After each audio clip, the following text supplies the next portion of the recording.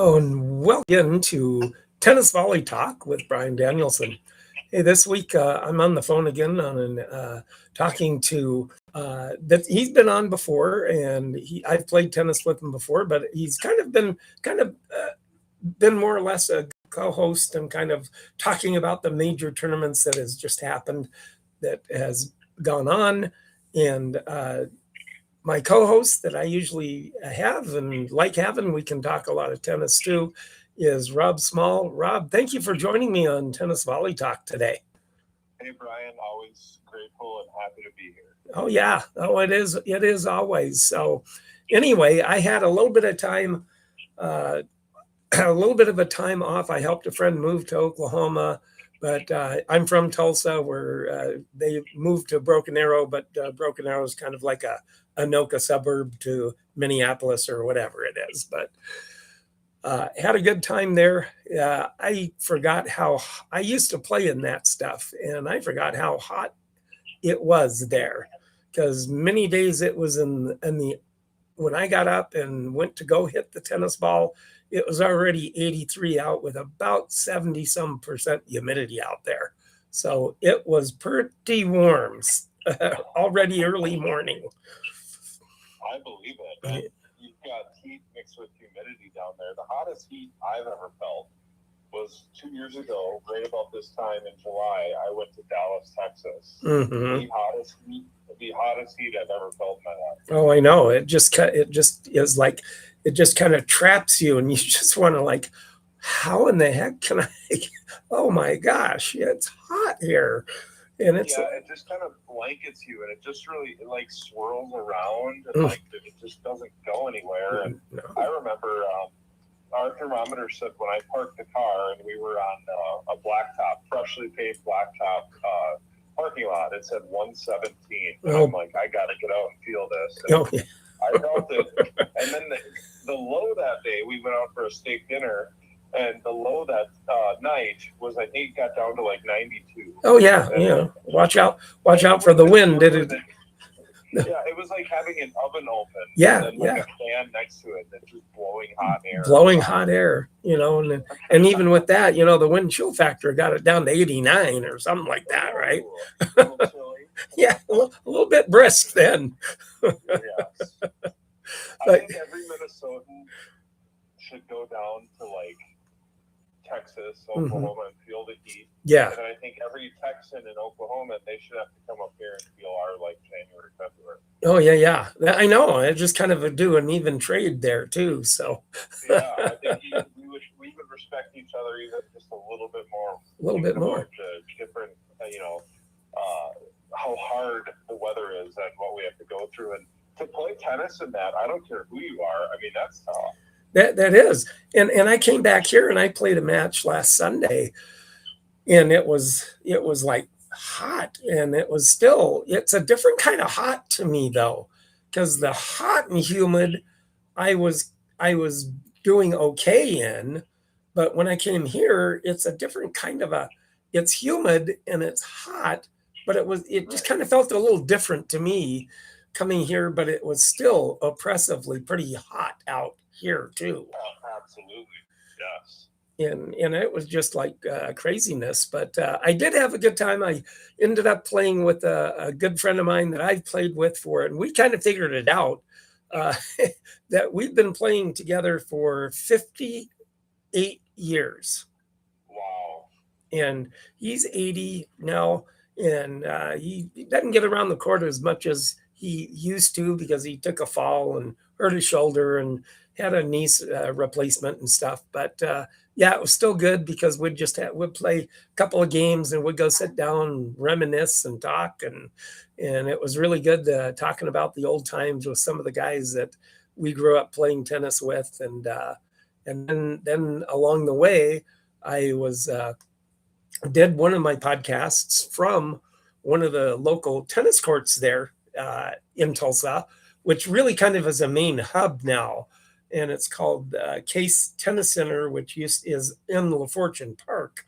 So it's a big, huge tennis center that has 2 indoor tennis courts, that has three courts on one and then 3 on the other and another inside one a little ways away, and all the rest then they're all outside courts. And then I saw a little poster and came up to it, and it said, "Oh, well, they're having a come join us for a Wimbledon white doubles tournament from 8 to 12 in 8 in the morning to 12 in the afternoon, or play longer if you want, and use your wood rackets, bring the wood rackets with you." And so I said, okay, I just have to stay a little bit longer and I have to get into that thing. So I got into it. That must have been amazing. Oh, it was just, I met so many nice people and played with so many nice different people. Some of them were pretty good with the wood racket, but they were surprised that how good I was serving, because they just couldn't believe the serves I was hitting sometimes with that. And I had my VOLLEY racket with me, my wood VOLLEY racket. And a lot of people were using the Jack Kramers and stuff like that. And I was telling them a little bit about my podcast, and I was giving them history. If somebody had a Wilson racket, then I would tell them about the history of Wilson and all that. And they were just like, wow, you got some good history going. And I went, yeah, that's kind of what I do with my podcast also. So it's, and give the history of what people may not know about that kind of stuff on wood rackets and everything. So it was really, really a fun thing to do. That's really cool. And before the end of this year, I know we keep talking about it, but I want to play with your T2, and we got to hit with some wood rackets before the end of the year. We've been saying we're going to do it. I know. Go do it now. I know. And then of course, then we have the old famous. It'll be what, 55 years or 56 years on the summer Elk River tennis tournament that always plays last weekend in July. Yes, I think I got to look at my trophy. It's upstairs, but I think it might be 57. 57? Yeah, I think so. It's either 56 or 57, but pretty amazing that a local tournament started like 50. That's insane. Like almost 60 years ago. Mm-hmm. That's still going on. And one of the guys who started it, I don't know. I don't think Jim will be there, unfortunately, but he's only missed like 3 in 57 years. Like it's insane. The longevity is amazing. Randy Browning, Kurt Johnson, they do an amazing job. It's over at Elk River High School in Minnesota. So great tournament, a lot of entries, and of course, I checked the weather. It's going to be really hot again. Oh, great! Yep. As if we need that. Well, when I first checked the weather for Saturday and Sunday, it said 84 and cloudy, and I was like, cool. All right. That's manageable. I can do that. And now it's bumped up to like 91 with no clouds. And oh gosh, Sunburn City again. It's literally survival of the fittest. So. Oh gosh, it is. So yeah, I hope I can survive something through there, because I tell you, my endurance has not been all good because of last year being, that setback took me with what happened to me last season. And so it's been a while to try to get back into it. And it's not been fun trying to get back into playing shape. No, and same here. I had an artery tear over the winter, so for about 4 months I couldn't do much. And then about 5 weeks ago, to the day actually, I broke my pinky toe. Oh, ow! I couldn't even hit for about another month. So I was like, this is unreal. And then my doubles partner, Darren, he hurt his back. And oh, my gosh. So Darren's been out for like 4 or 5 weeks. And it's just, I know you were injured. It's just kind of been a weird year. Yeah, so, it really has. And it's like, so is Darren going to be able to be back for the doubles with you? Or? We hit last week, and I asked him, I said, hey, what do you think? And he said, honestly, Rob, he goes, I kind of just want to get back into like light hitting and just kind of slowly work my way up. I think his biggest concern, like many, because we don't make money doing this. No. We pay money. And, but he said, I just don't want to get hurt. And, maybe like, what if I couldn't work or something like that? Yeah. At the end of the day, this is for fun. Like, even though we love it, but but you don't want to take that risk. And Darren said no. So unfortunately, I do have to. Yeah, Randy found me a different doubles partner, but okay. It's kind of hard because Darren and I, when you've been playing together, this is true for the pros too. Oh yeah. When you've been playing together with somebody for 7-8 years now, the continuity's there. You know exactly what you're going to get. You know where they like to hit it. Those kinds of things. So all that will be new, but I talked to somebody else about it. He goes, well, at least there's really no pressure because it's hard to have expectations when you've never played with somebody before. So. Oh yeah, and Randy found me a doubles partner too. The one I was gonna get that I played with last year. He's in a family golf tournament with his family. So anyway. Life happens. Yeah, life happens, and so so Randy found me one doubles partner, and then I'm going to be in singles again, and see what happens. And then I don't know. He's looking for a mixed doubles for me. So for me, if I get if I get that, I'll be like a glutton for punishment again for this one again. Well, all I can say is the good thing about this tournament is there's no ad. Yeah. So you're not going to have 10-minute service games. And doubles, it goes pretty quick. Singles is going to be the hard day. Saturday, it's always the toughest. So. Yeah, it's always the toughest. The wait in between all the matches and everything too, when it's a big draw. Yeah, play, wait, and then all of a sudden it's go, go, go, and then of course that's the hottest part of the day. But you know what? At the end, when you're sitting there on Wednesday, especially if you won some hardware, you're like, hey, it was all worth it. Yeah, I know. Yeah, that's true too. No, that is so true. But with that too, it is always a fun time of the year with that too. So I hope I can regulate myself and have enough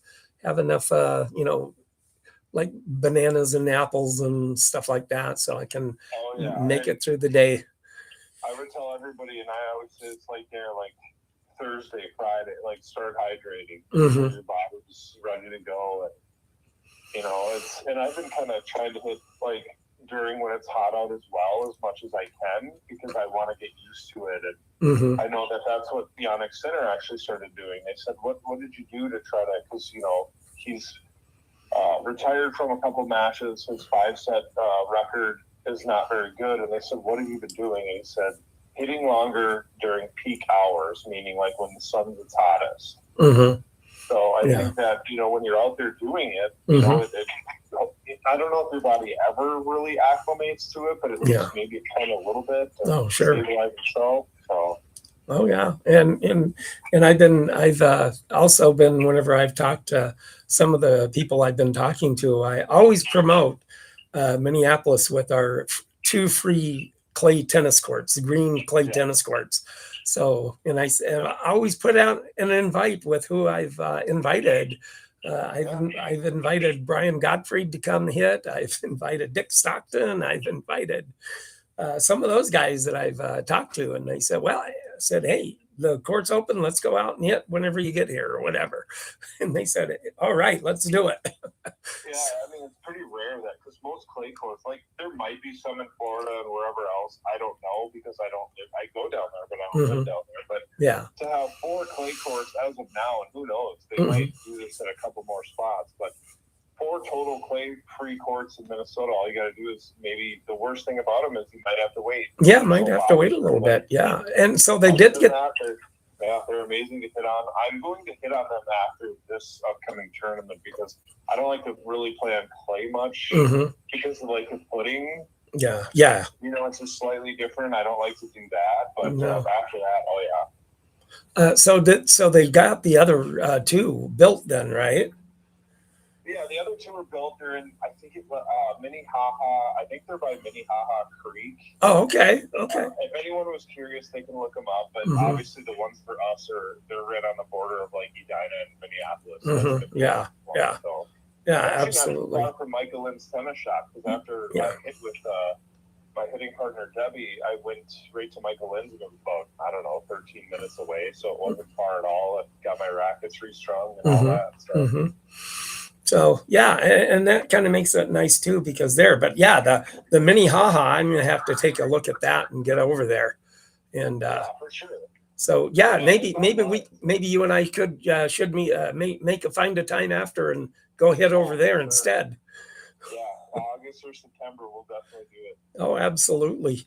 So anyway, hey, we had Wimbledon that came through, and after that, and what a tournament again!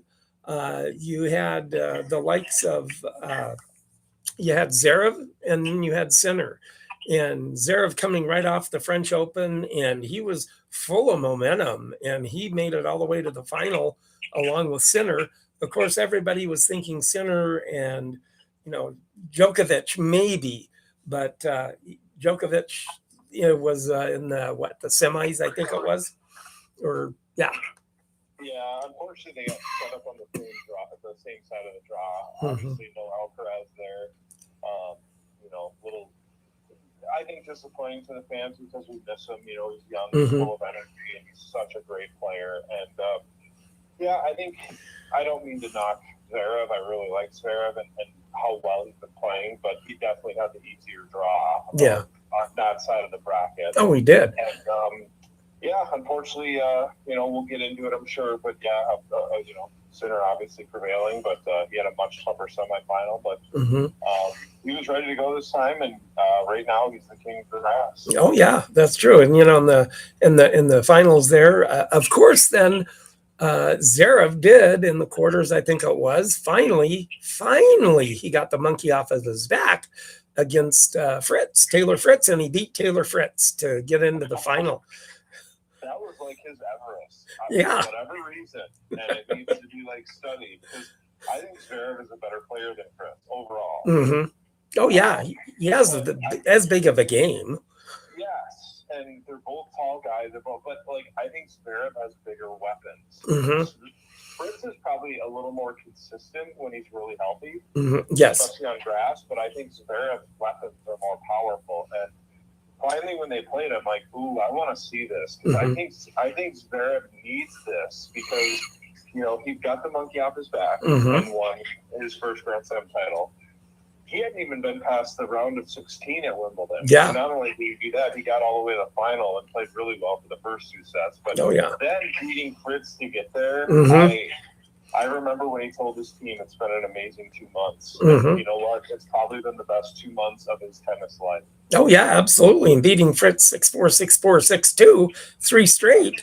But that's accomplishment for anybody against Fritz. But of course, Fritz came back from a little bit of arthroscopic knee surgery and stuff. So probably not quite 100% and getting around like he should have felt like he should have been.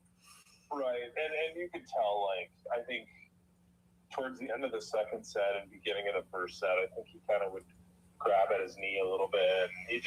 Fritz wasn't there. If they meet again next year, I think everyone wants Fritz to be healthy because he is another X factor. When you throw his name in with the Felix Auger-Aliassime, the Zverevs, those guys, obviously Sinner and Alcaraz are at the top and everyone's chasing them. But he's right there with all of those other guys, and especially on grass, he's a dangerous grass player. Hopefully he gets healthy enough and makes a decent U.S. Open run. But I don't like when some of the big names like that are not healthy. And I pray for health next year for all these guys because we really want to see them all be healthy and compete and go at it. Oh, sure. And then, of course, Sinner winning the championship, then 6-7, 7-6, 6-3, 6-4 in 4.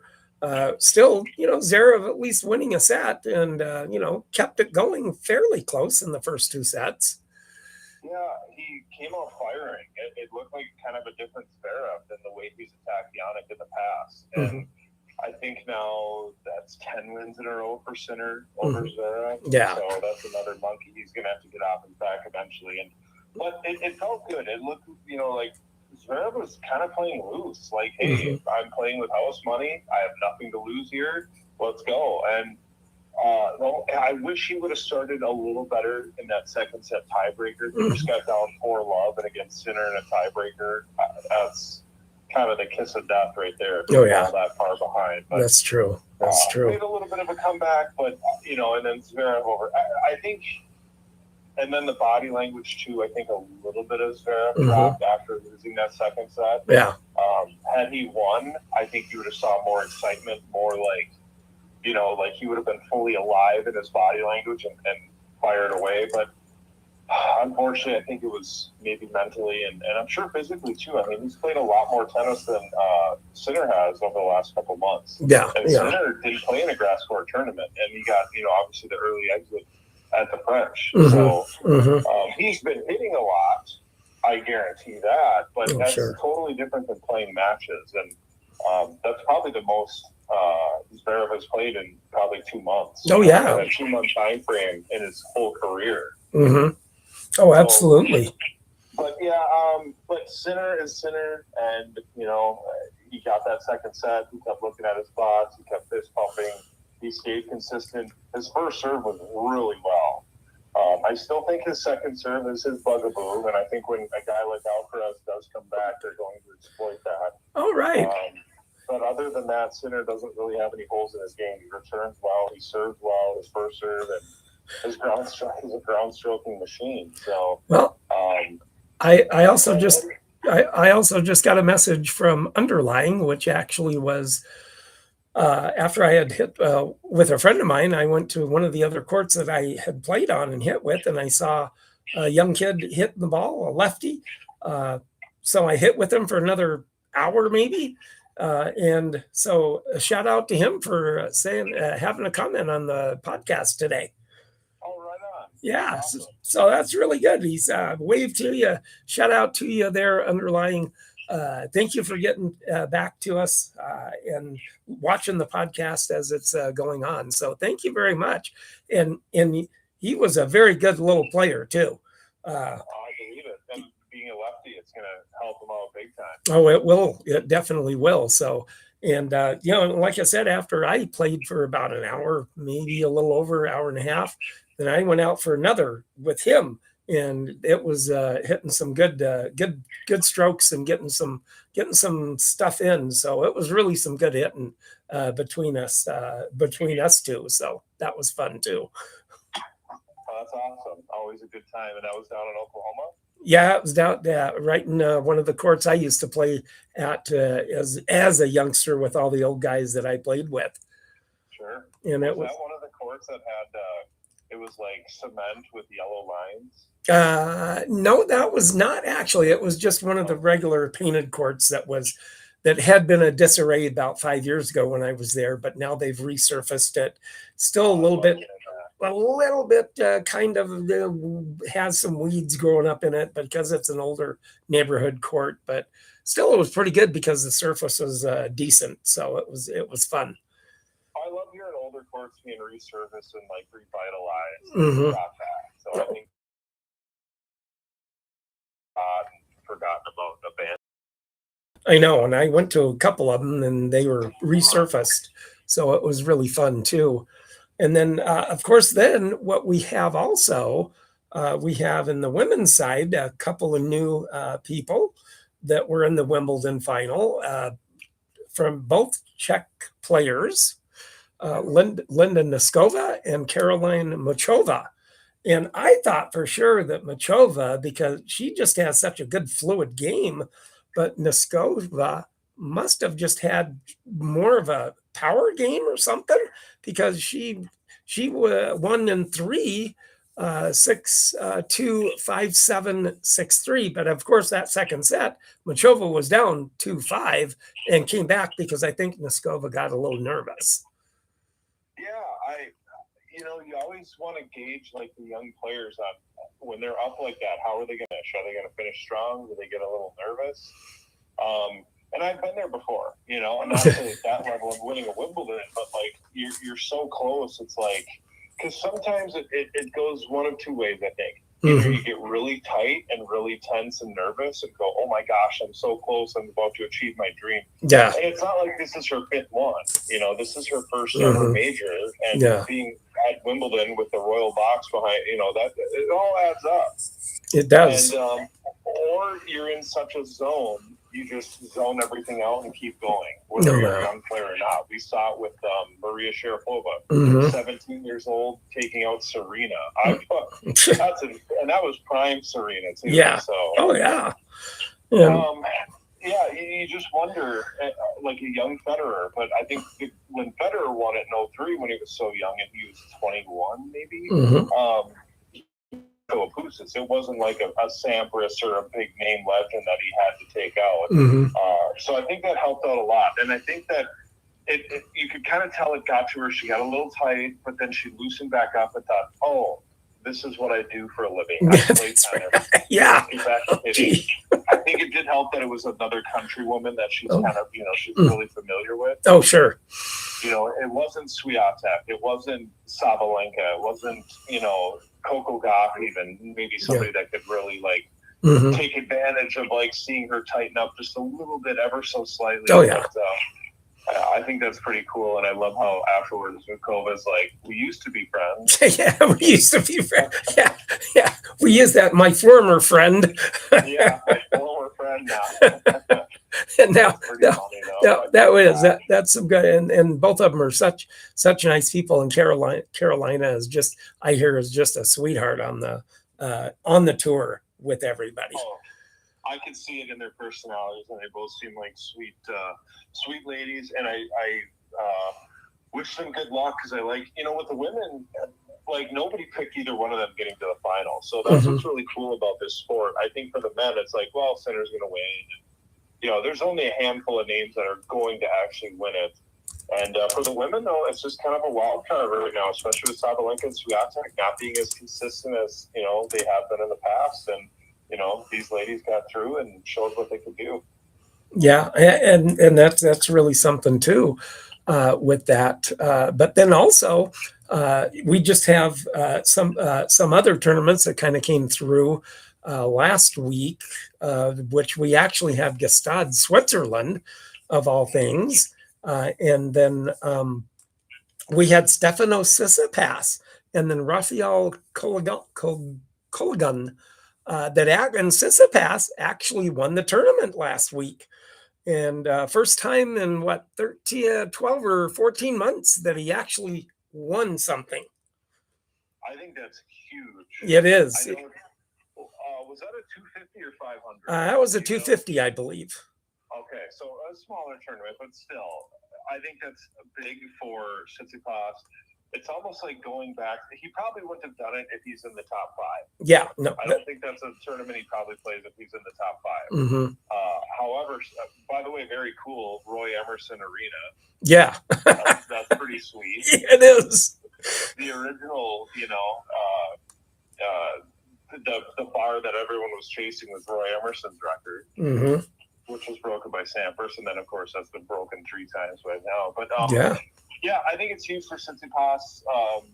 He's got the game, like you said. You saw him hit live. Yes, he had the most beautiful strokes of anybody. I could not believe when I saw him at the U.S. Open in 2024, and watching him just right down on the court during that day at Arthur Ashe. I just could not believe what power he had, and his backhand was just so consistent.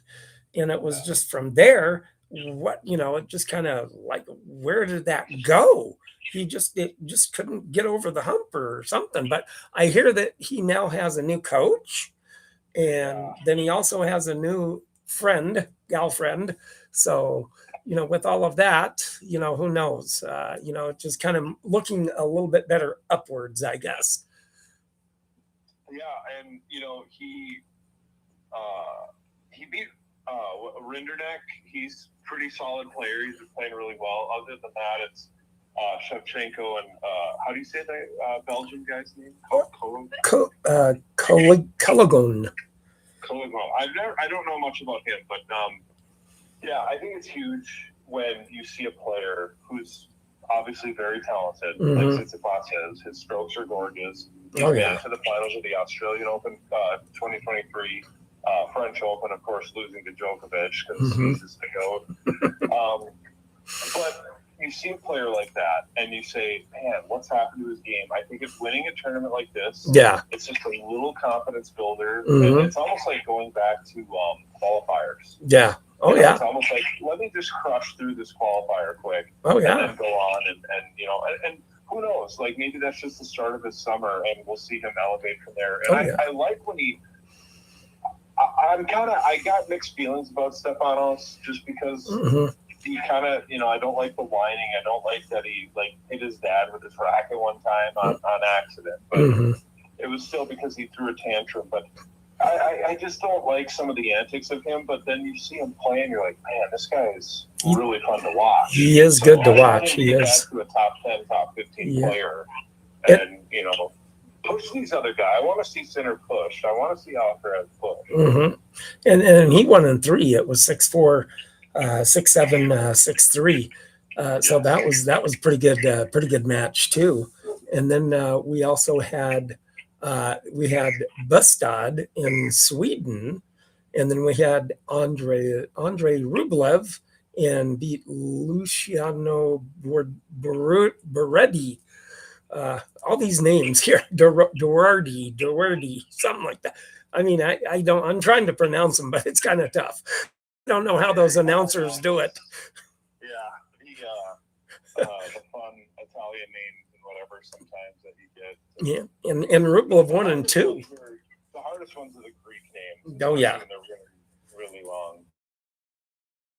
6-4, 6-3. And then we had Croatia, and we had Daniel Mort and Dominir Dezumer. Dezumer in 6-2. And so, those last week in those, but still, Rublev winning. But he sometimes has this little top tiers, and he kind of has this little block because he goes and mows through most everybody else, and boom, he hits this some of the players there.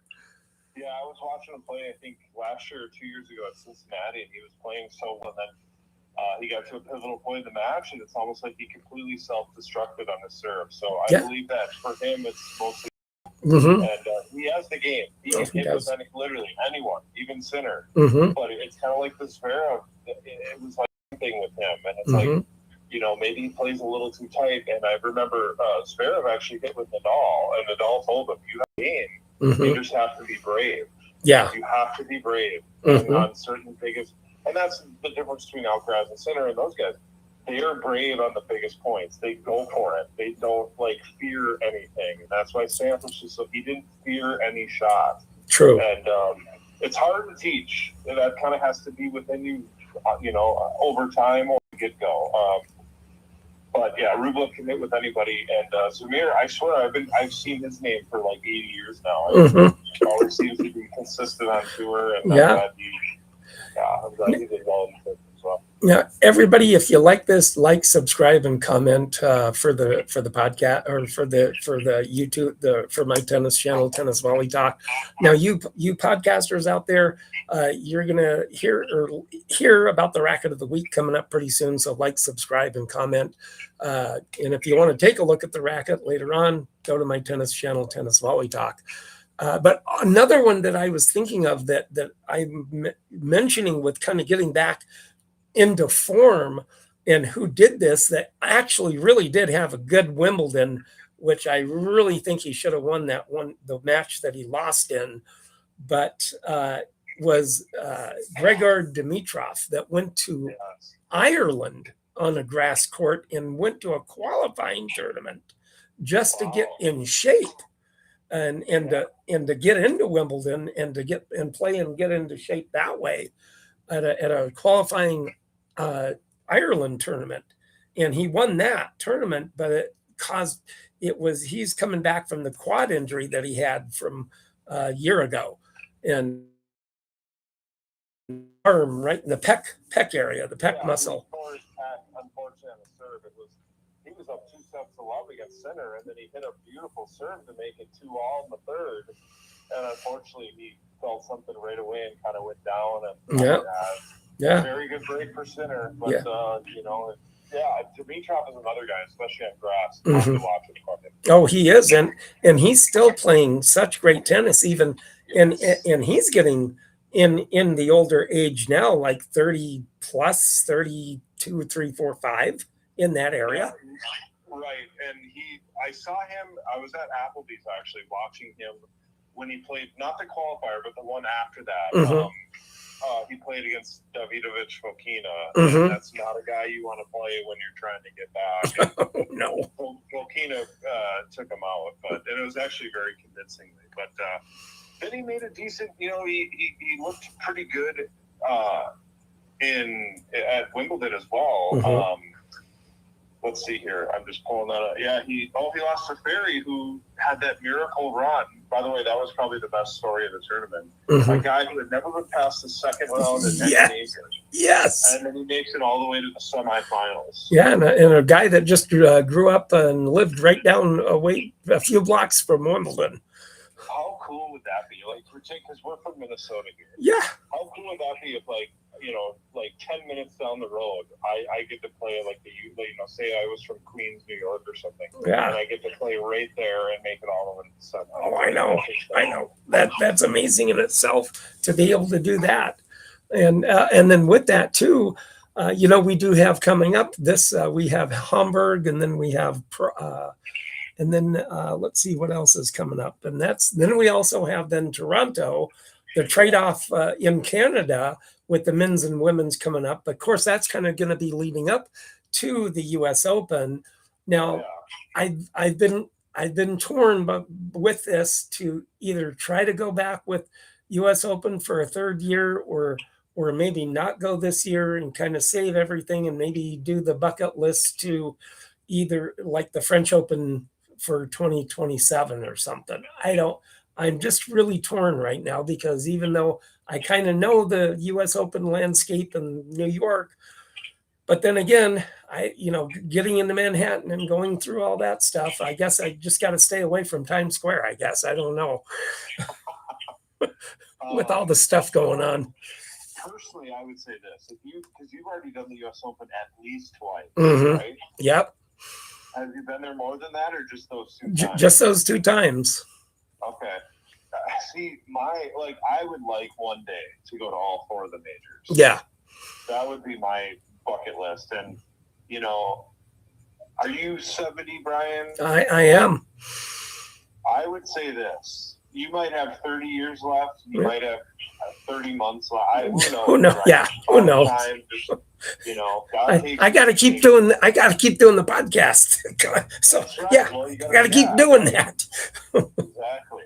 I would say this: if it was me, I would probably skip the U.S. Open. Save up every dime I could and try to get to like France or Wimbledon. I know you've been to Wimbledon, but they weren't playing. Yeah, they weren't playing. It was just after the Federer-Nadal match, 2008. Even if you could get to like the early round, that's kind of like the pinnacle. Yeah. Of like. And I think the French Open has the fan week too, but also I think. I don't know about Wimbledon. I would have to look into that, but French Open, you know, and Australia is obviously going to be the hardest because of where we are. Oh yeah, where they're at. Right. But I think and obviously cost too, because it's probably the flight would cost more. Oh yeah. Oh, true. Yeah. True. That's what I would do. I'd go to Europe and either do the French or Wimbledon. Oh yeah, and either one.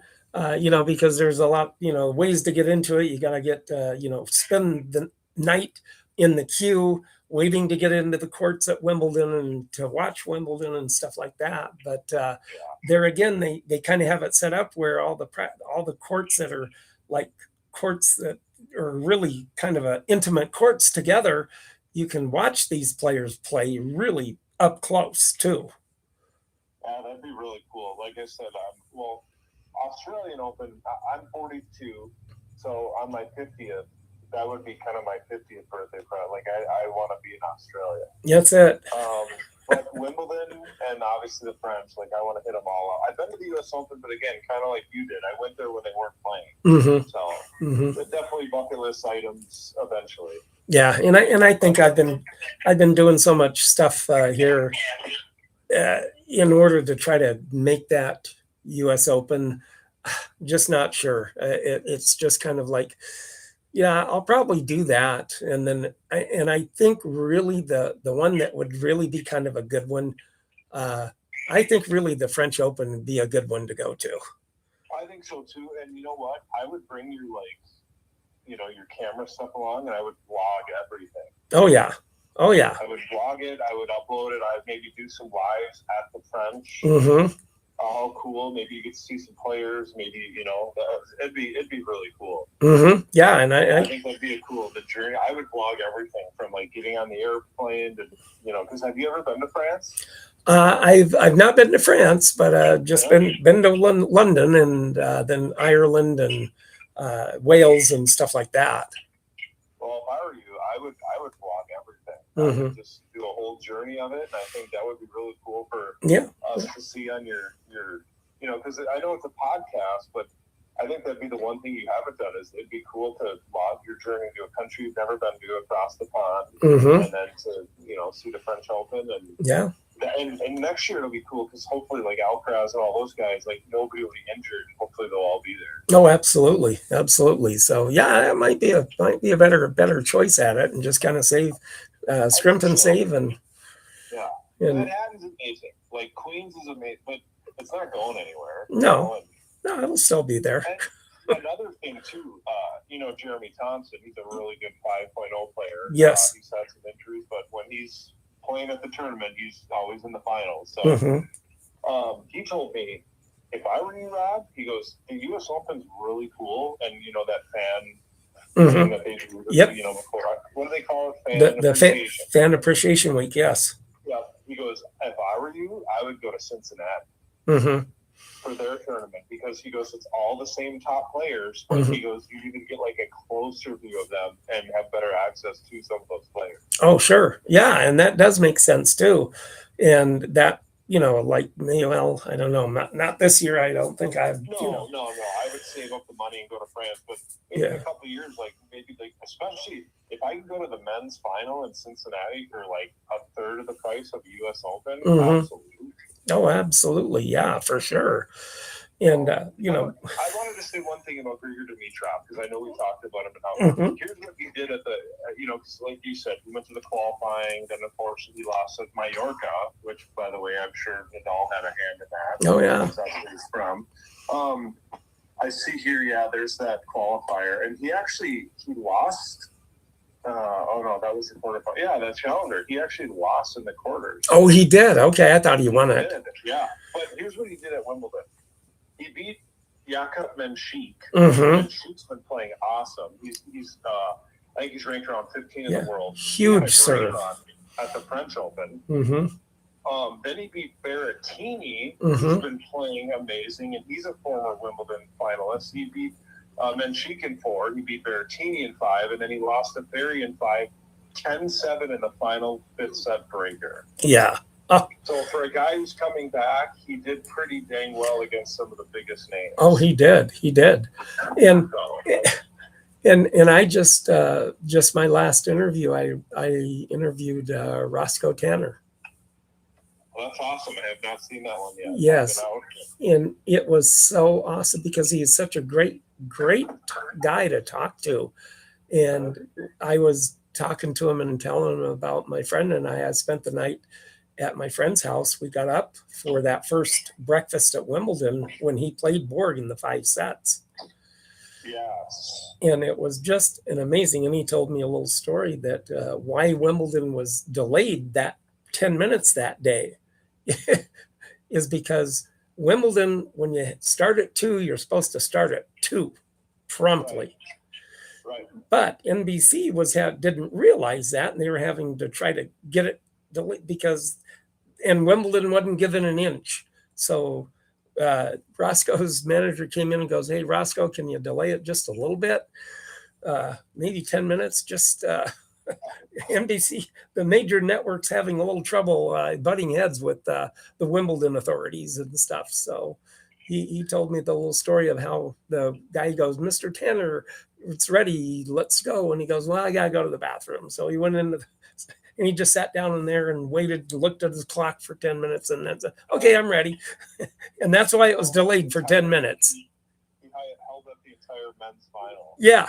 NBC better have paid him well for that. Yeah, I know. They better have. See, that's what I don't like. Here's the one thing I don't like about American, like, networks and stuff. Like, did you watch any of the World Cup at all? A little bit, but not much. I watched a lot. I only care about soccer when it's the World Cup. Yeah. I thought it was a fantastic World Cup. The final was boring, unfortunately, and Spain won. Congrats to them. But when it says a 2:00 start time, they are literally kicking the ball at 2:00. Yeah. Like when there's a football game and you go, oh, the Vikings are on at noon or something. You turn on at noon, they're not even kicking off till like 12:05. Yeah. And I'm like, why can't you do that like 5 minutes beforehand? Like I want a noon kickoff. Yes. You know what I'm saying? Like same thing with Wimbledon. Like, hey, they start at 2 NBC. You better start pregame at 1:30, and then you have all that time. Oh yeah, yeah. So I don't know. It's just what annoys me about American, broadcasting. And I get it. They want to do their little thing in their introduction and do some early ads. But like, come on, man. Oh sure. And that's the one thing that I was telling Roscoe and stuff of telling him that why I like doing the podcast like I do when I talk to these guys, because they're giving us their tennis journey of how they got started. Plus they're the ones that kind of paved the way for us. And then the newer like Alcarazes and Sinners are paving the way for the younger ones coming up now too. It's cool to see the cycle. Like I know if you talk to Djokovic, they would say, "Who was your tennis hero growing up?" Pete Sampras. Pete Sampras, who was your tennis hero? And then it goes back even further. Yeah. Yeah. And then maybe like an Alcaraz or somebody like Nadal, Federer, Djokovic. Like I got to watch all.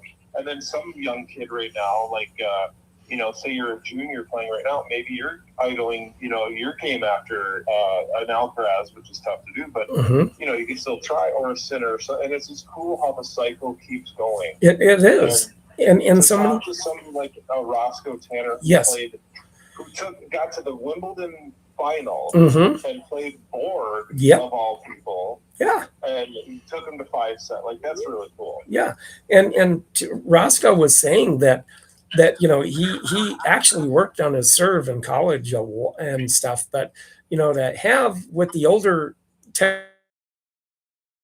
have a 154-mile-an-hour serve back then. I mean, he had a live arm.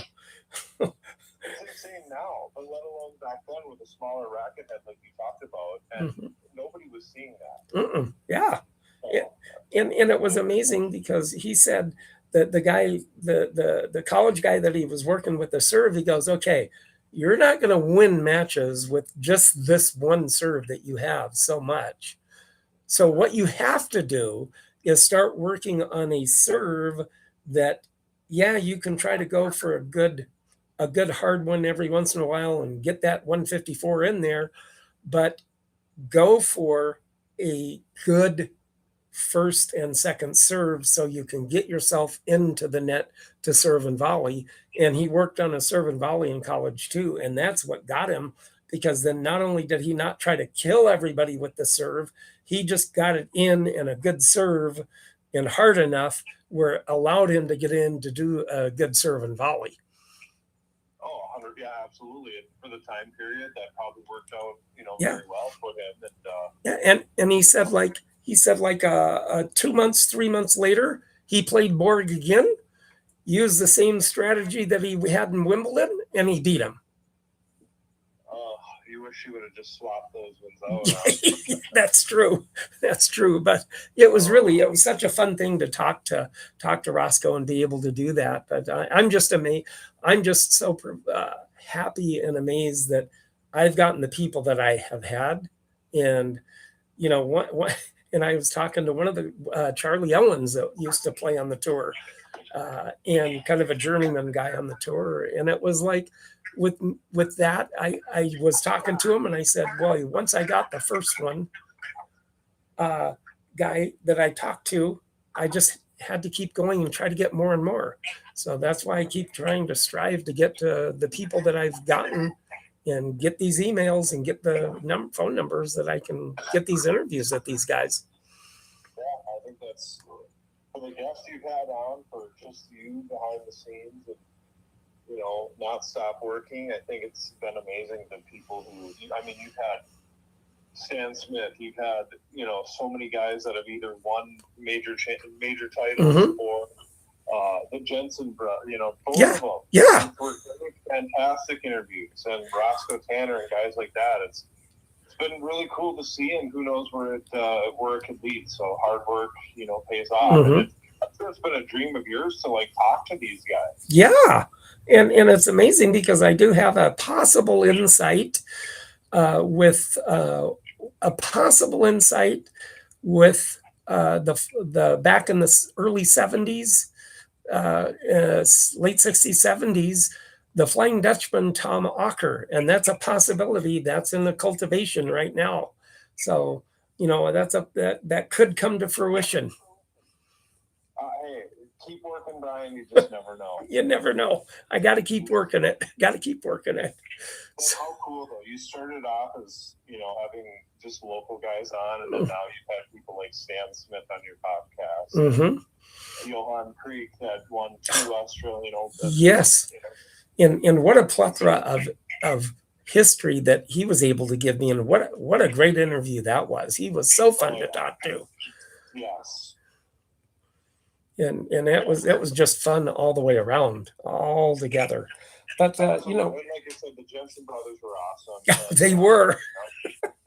It's really cool though, because somebody from Stan Smith, you just want to hear like every word he says. You want to cling on to, and like the history and everything that he went through, and then like the Jensen brothers, like they make tennis fun and they make you laugh. And you know, just funny stories that maybe you haven't heard before, like when they were about to win the French Open and they were already thinking about how they were going to celebrate and and he's like, dude, we haven't won anything yet. Yeah. Their personal stories. Oh, I know. Isn't that the truth, huh? Yeah. But hey, as we do every week, and I do a racket of the week here, I ended up coming across on you know, a group that I'm in with antique and classic rackets group. And I came across one. I bought 3 of them actually from a guy, and I got them just the other day. But one of them here is probably it's a Wilson racket, and the Wilson, it's probably around about 1930s or 40s, right about 40s right now. Now with that racket, it's called the Skokie racket from Illinois. Skokie, Illinois had probably gone off to where they named it after Skokie, just to have it named for a town in Illinois. However, it is the Wilson Western Sporting Goods Company, New York, Chicago, and San Francisco back then. And it's really a good solid racket all the way around. It looks like maple or something like that. But it's a good color. It has the gold Wilson and the Skokie on it. It's gold, and it has a little in the throat, the color orange.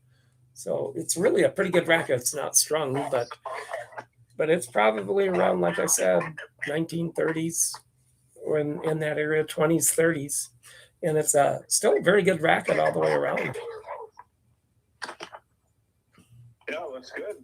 Yeah, I like it. Yeah, it is. It's really and back then these rackets had huge handles, even though they didn't have grips on them. They just had huge handles for the wood handles that they had, and it's like it fits my hand really good, and I like that. So it's still pretty good. But yeah, that would be the racket of the week. Anybody YouTubers, you're taking a look at it right now. Podcasters out there, if you want to take a look at it, like, subscribe, and comment. And if you want to take a look at it, go to Tennis Volley Talk and take a look at the racket that I'm showing right now. You'll hear about it. And so with that, now that's being a Wilson racket too. And Wilson, of course, was started out really actually the history for anybody that is coming in and not knowing for sure. Is actually Wilson started about 1913, and it was a meat byproduct company. And so that being the meat byproduct, what they did is they used the byproduct of cows and goats and sheep, not only to make racket strings, but also to make instrument strings like violin, and then also sutures for the medical field back in the day. And then about 1916 is whenever Thomas Wilson came in and bought the company out, and then he renamed it then Wilson Sporting Goods, and that's how it came into existence in about 1916. And then in the 1940s and 50s, introducing the Jack Kramer racket, which was one of the big sellers of the Wilson racket back in that day, the Jack Kramer, because he was such a big popular player back then. Really cool story and great history. Yeah, it is.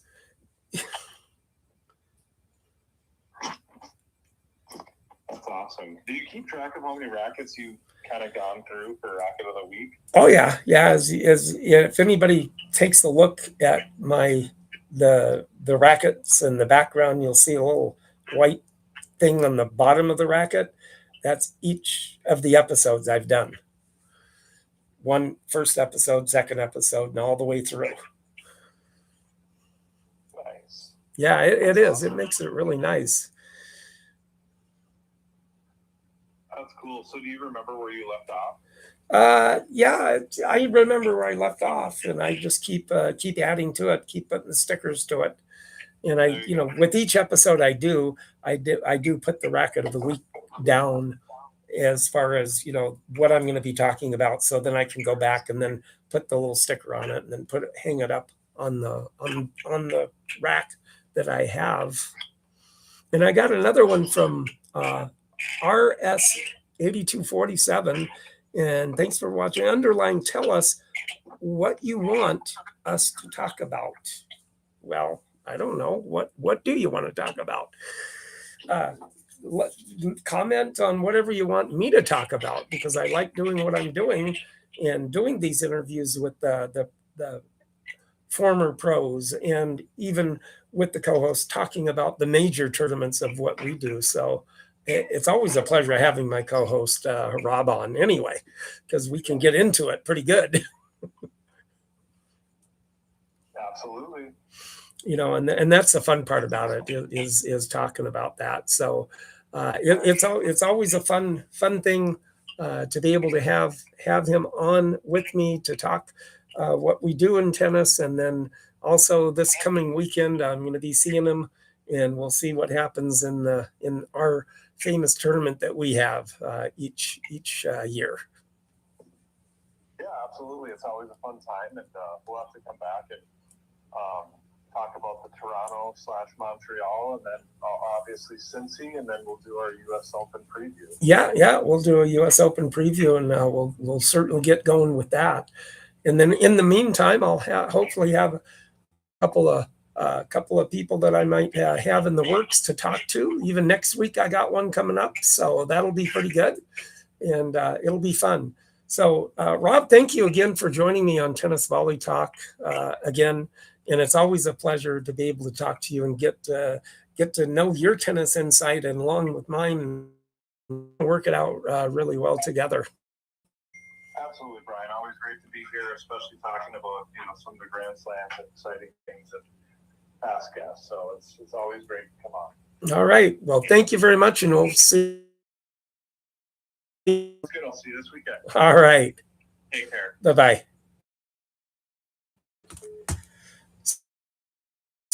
My co-host, Rob. Yeah, anybody that's out there and they're playing outside or play tennis and have a good time playing, and then hopefully I'll let you know about the Elk River tournament and how I do. Hopefully, if it's not too taut and it drains it out of me, we'll see what happens in singles and doubles to get somebody. The guy that runs it, Randy Running. Shout out to Randy Running and Kurt Johnson again for running that wonderful tournament that we do have there. And with that, everybody have a good week out there.